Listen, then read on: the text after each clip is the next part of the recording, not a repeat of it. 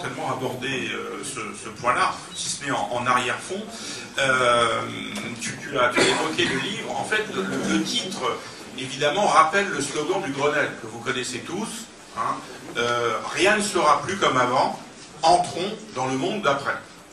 Et je dis simplement, s'il s'agit d'entrer dans le monde d'après, il serait peut-être bon de le faire, mais pas avec le management d'avant.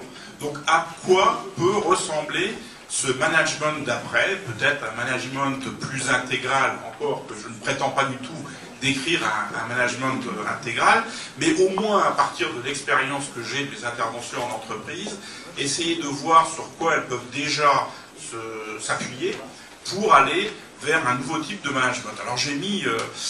alors d'abord, le management d'avant, c'est quand même un management qui était essentiellement tourné vers la mécanique de l'entreprise. Il s'agissait d'améliorer la mécanique de l'entreprise pour accroître la productivité, pour faire simple. Et d'ailleurs, il y a eu un mouvement comme ça, très, très représentatif de ça, dans les années 90, ça a été le re-engineering. Re-engineering. Donc, rien que le terme dit bien ce que ça veut dire.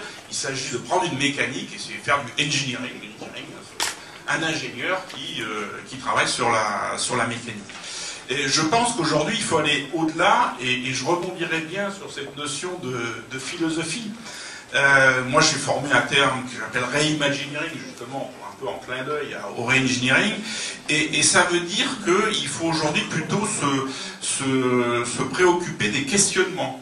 Et effectivement, le questionnement philosophique me semble tout à fait approprié aujourd'hui dans une entreprise.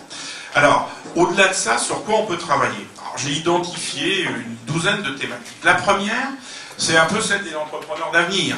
C'est ce que j'appelais allumer les projecteurs. C'est-à-dire se poser la question de la vision, au-delà des courbes linéaires.